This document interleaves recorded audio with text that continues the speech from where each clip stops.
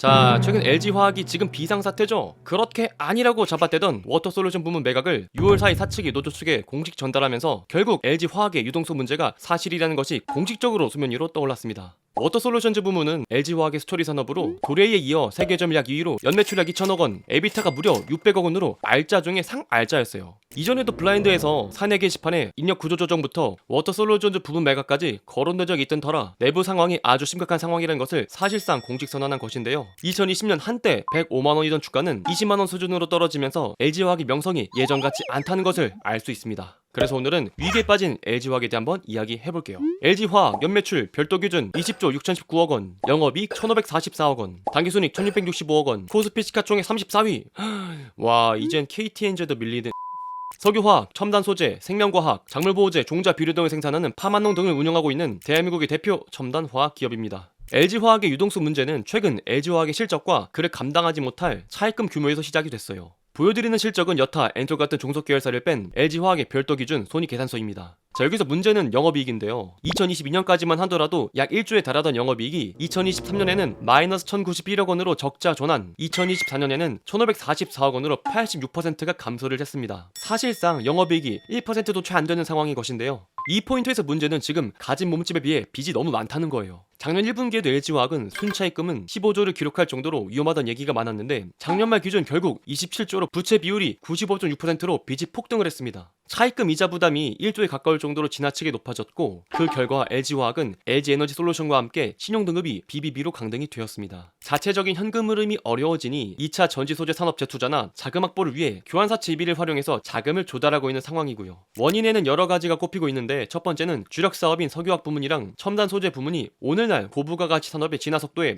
효과적으로 대응하지 못하고 있다는 거예요. 보여드리는 표는 LG화학의 작년도 사업 보고서입니다. 별도 상장되어 있는 LG에너지솔루션을 제외하면 석유화학 부문이 전체 매출의 38%, 양극재 분리막을 다루는 첨단 소재 부문이 5%로 매출의 약 43%, 절반이 기초화학 소재를 다루고 있어요. LG화학은 옛날엔 돈 잘 버는 회사였어요. 중국의 개혁 개방으로 경제 성장에 따라 석화 수요가 폭발적으로 늘어나며 LG화학은 중국 석화 시장 수출액이 2005년 94억 700만 달러에서 2011년 200억 달러를 돌파하며 초고속 수혜를 입게 됩니다. 2017년에는 전체 석화 제품 수출 대상국 중에서 중국이 50%를 차지할 정도였으니까요. 하지만 문제는 기초소재 산업이 기술 초격차를 계속 유지하기는 어렵다는 거예요. 진입장벽도 낮다 보니 후발주자들이 금방 따라잡고 결국 오래 살아남기는 힘든 구조라는 것이죠. 말 그대로 기술에도 유통기한이 있는 셈입니다. 중국은 2019년을 기점으로 에틸렌 생산 능력을 한국을 2배 이상 추월했고 2023년 기준 약 4배 이상 증가가 되었습니다. 그 결과 2010년 47.8%에 달하던 대중국 수출 비중이 2023년 기준 36.3%로 감소했고 석유화학은 글로벌 경기 침체와 중국발 공급 과잉에 맞물리면서 구조적 위기가 장기화되고 맙니다. 올해 1분기 석화 부문에서 LG화학은 마이너스 565억원, 하나솔루션은 마이너스 912억원, 롯데케미칼은 마이너스 1266억원으로 산업 전체적인 적자를 기록했으니까 말이죠. 즉 석화 사업이 사실상 사양산업에 접어들었다는 것이죠.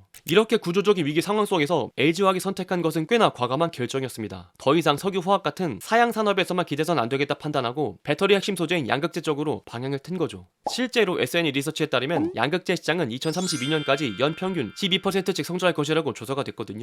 LG화학 입장에서는 기존의 에틸렌처럼 수익성은 낮지만 덩치만 컸던 기초소재 대진 좀 더 부가가치가 높은 사업으로 넘어가겠다는 전략을 택한 것입니다. 게다가 LG에너지솔루션이라는 든든한 자회사도 이미 갖고 있었으니 배터리 수요만 계속 늘어나준다면 내부 거래만으로도 양극재 사업을 빠르게 성장시키고 수익도 안정적으로 낼 수 있겠다는 그림이 있었던 것이죠. 자, 근데 문제는 여기서 LG화학이 그렸던 첨단 소재 성장 스토리가 생각만큼 잘 풀리지 않았다는 거예요. 실제로 금감원 공식 자료를 보면 2019년에 2조 3천억 원이던 첨단 소재 매출은 2024년까지 고작 2조 6천억 원 수준이에요. 5년 동안 제자리에 걸음을 걸었던 거죠. 그 사이에 중국 기업들은 무섭게 치고 올라왔고요. 특히 LFP 배터리 쪽에서는 중국이 우위를 점하고 있는데 2026년이면 이 LFP가 전체 시장의 47%까지 올라갈 것이라는 전망이 있습니다. 반면 LG에너지솔루션은 NCM 배터리에 집중하고 있는데 그 결과 전체 자동차 배터리 점유율은 2023년 14.3%에서 2014년 12.1%로 내려가고 있습니다. 게다가 가격 경쟁력도 밀려요. 중국산 LFP 배터리는 1kW 시당 51달러인데 LG화학의 NCM 배터리는 100달러 선입니다. 있습니다. 즉 가격도 점유율도 흐름도 모두 다 지고 있는 상황이 된 것입니다. 실제로 LG 에너지 솔루션의 실적 역시 2022년, 2023년 영업이익이 1조 2137억 원, 2조 1632억 원이라는 호실적을 거뒀지만 작년에는 5754억 원으로 4분의 수준으로 반토막이 나고 말았습니다. 즉 배터리 산업에 LG화학이 꿈꾸고 있는 안정적인 성장의 꿈이 깨지는 것이고요. 결국 LG 에너지 솔루션의 배터리 사업 부진이 LG화학의 첨단 소재 부문 부진으로 직결될 수밖에 없었습니다. 양극재를 비롯한 LG화학의 첨단 소재는 대부분 내부 거래를 전제로 한 성장 전략이었기 때문에 LG 에너지 솔루션의 판매 부진은 곧바로 첨단 소재 수요의 감소로 이어졌고요. 이는 LG화학 전체 실적의 구조적 한계로 고착화가 되었습니다. 즉 아무리 LG화학이 고부가가치 소재로의 전환을 꾀하더라도 수요처가 무너지면 성장 동력 자체가 무너질 수밖에 없는 구조적인 리스크를 드러낸 셈이죠.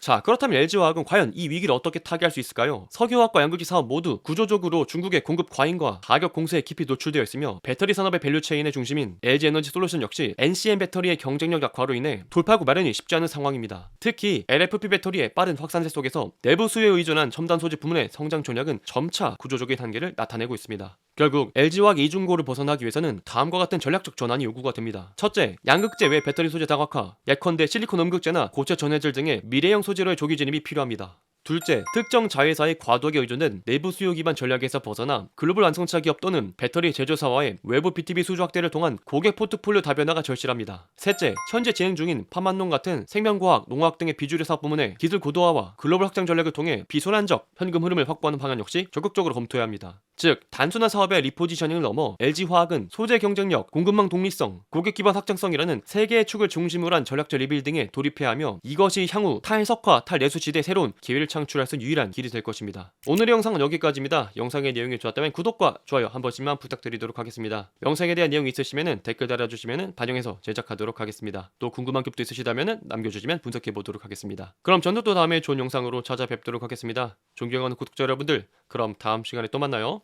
안녕!